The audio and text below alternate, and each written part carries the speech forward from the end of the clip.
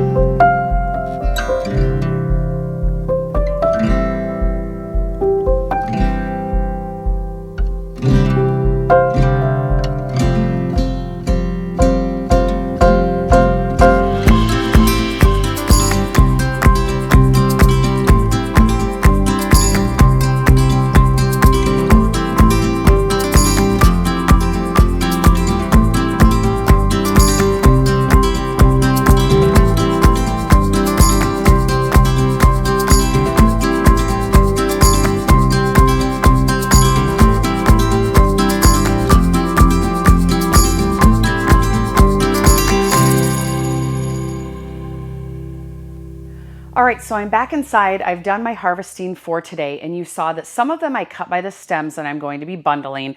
Others, I just pop the top off of the flowers. And I have got a little tray here started of some that I did last week.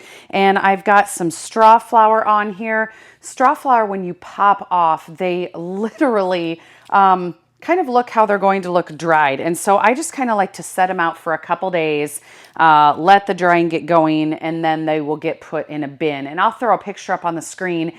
These are a couple little containers that one I started last year and this one I started this year that I've just been compiling flowers. And you can see there's a lot of straw flower in here, but there's also some celosia in here. I have not hit up my hoop house yet with my celosia because I planted it a little bit late and I want to give it a chance to grow on, but I know that flamingo feather, which is the cream plume, actually when it's on the stem fresh, it's pink, but it dries a real creamy color. I think that's going to be a perfect bright colored accent to add into my pumpkins. So I'm going to be getting some of that too, but the straw flower dries really great. One other thing that I am trying is ageratum, these little purple bunches. And I'll put a close up on the screen of this too, but I think that these are going to dry really nice for flower bouquets. In fact, these feel almost dry already. Now, I also have harvested this winged amobium, and they're drying a lot smaller than when I picked them off the stem. And the yellow is okay, but I actually like just the little white poof. I think that's going to hot glue on there perfectly. And then another one is Craspedia, which are these little yellow balls. They get a little bit smaller after they're harvested, but they're going to be a really pretty bright accent. So I'm going to be harvesting a bunch of the Craspedia too. Now, one other one I'm testing is some heads of Lysianthus. I'm not sure how these are going to dry, if they're even going to look good, but I'm just doing a little test run because if they dry nice, they're going to be a nice big flower to be able to use. So the straw flower that I harvested today, I'm probably just going to keep in this container. I like to harvest them when they're open, half open, or just opening but have some of the petals flaring out. Now you can see in that footage I was kind of looking a little bit and didn't pick them all. That's because I didn't think they were ready.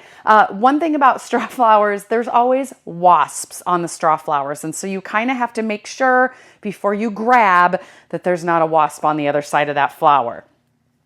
Because there were about 4 wasps on some of the ones that weren't ready. But I like to wait till they're flaring out with some of their petals before I harvest them. I do harvest some tiny ones for accents, but most of them I like to wait till they're a little bit bigger because they just take up a little more space on the pumpkin. Now let me show you the flowers that we're going to be bunching. Oh, first, you saw that I harvested this sedum, and I left most of the sedum out there because I do want it to mature, and the plants themselves aren't really big enough, and I want them to get all of that energy to grow for next season. These happen to be ones that were broken and laying on the ground, and so I thought, you know what, sedum dry really well. Whoops. So these broken ones, I may as well go ahead and hang them and dry them and use them because they're probably just going to be dying off. So I did some of this light color and I did some of the dark color, and you can see this one's laying on the ground and the bloom is actually going upward. That's okay because this is the part that I'm going to use, and so I'm going to be cutting these off really short and putting them in the little pumpkin arrangements. And so it's okay that it's not straight. I'm just going to hang it dry and just let the head dry itself. This one too, it's extremely short and a little bit curved, but that's okay because all I want is the head for these. I'm not putting these in bouquets. Okay, so a couple other things that you saw me harvest were sunflowers. These are mini sunflowers that got a little bit of bug damage, too far gone to harvest. I'm gonna hang them upside down just like this, let the heads dry into little miniature dried sunflowers, and I'm hoping that I can just pop these heads into the pumpkins. Another one you saw me harvest was this echinacea. I am just going for the seed heads on these. So I want these seed heads, I want to see how these dry, if they maintain a little bit of color. When they're out in the garden and they completely dry, they turn black. If that's the case, I don't want to use them, but I'm hoping that they retain some of their color and I will use them in bouquets. Now, sometimes at this stage, what I like to do is when they have color and they're fresh in the garden, I like to pluck all the petals off of them and put them in bouquets for an accent texture. In fact, I have an arrangement that I have to make today that I think I'm going to cut a couple for and put them in there. But I just picked one plant's worth. I'm going to hang them upside down and we will see if these dry with a little bit of color. I don't know if they will. If you've done this, comment down below and tell me what your experience is, but I just want to test it. So the petals, I don't care, they're going to come off. And the other thing that you saw me harvest right at the beginning of the video was statice. And boy, do I love to dry statice. It will dry and pretty much still look like this. It retains its flower dried just like a straw flower. So I need to find another rubber band because I'm currently out. These are going to be bunched and we will go downstairs and I will show you where I'm going to hang these. But this is going to hang upside down as a huge bunch just like this. And all of these colorful ends are going to dry pretty much looking exactly the same. So this right here is probably going to give me enough status for all these pumpkins I'm going to make. And I harvested a lot of white because I think white is going to be the color that I'm going to be using the most. Imagine, yellow, tan, and orange pumpkins for fall. I don't know that I'm going to want a bunch of pink and purple. I think white is going to be the dried color that I want. So this is going to get hung just like this. All right, I'm going to find some more rubber bands and some twine. We're going to go downstairs and I'm going to show you where these are going to hang. I'm going to utilize the hooks from my beams in the ceiling that I use for my grow lights that are currently not hanging there. All right, so we're down in the basement. The lighting isn't amazing, but I tried to pick the best spot so there's not a light bulb in my face or anything. So what I'm going to do, I have some twine and I'm just going to put it through the rubber band and tie it in a knot around the stem of the flowers. And this one doesn't have to be like super crazy knotted or anything because these hardly weigh anything, but you don't want them to fall down onto the ground. Okay, so I've got that secure, and then I have these little hooks up in the beams of the building because this is where I had grow lights hanging when I grow my winter hydroponic tulips in here. The lights have since been stored, but I'm going to utilize these hooks. So all I'm going to do is I'm going to loop this and tie it and hang it from these hooks.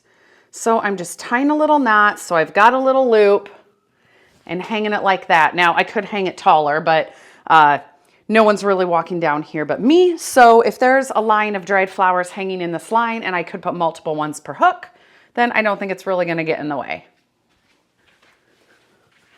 Okay, here's the status. There we go. And here's the echinacea. All right, those are all hanging. Now, just real quick, a few other varieties that I'm going to be harvesting. Celosia, I mentioned that already. If I have any of the Nigella, the Albion green pod, or the Albion black pod that is left in the hoop house, I will harvest those and dry those. Poppies work really good. The breadseed poppy seed pods, those are amazing for little accents. And then yarrow. I'm going to be harvesting some yarrow. I just need to let it rejuvenate and get some fresh, fully harvestable blooms on it. And then I'm going to be harvesting some of those. Some of the flowers that I do not like to use for dried flowers are dahlias, zinnias, rudbeckia. I've tried them. They just get a little too dried and dead for my taste for these pumpkins. Now mixed in of full dried flower bouquets, sometimes they can look okay, but I'm just kind of focusing on these for the dried flower pumpkins. Some of the pumpkins I'm going to be decorating are the mini pumpkins, and so I also like smaller blooms for those. So anyway, that's going to do it for this video. I will make sure to keep you updated on how all this dried flower hanging goes and when I'm actually doing the pumpkins for market and for the storefront. So I hope you enjoyed seeing what I'm doing this morning. It's 10 o'clock. It's time to go open the storefront, so I better get going. Hope you guys are having a great end of your summer. My videos have been a little sporadic, but they should be regular from here on out, now that my busy senior photography season is over. So anyway, stay tuned for a lot more, and we'll see you soon.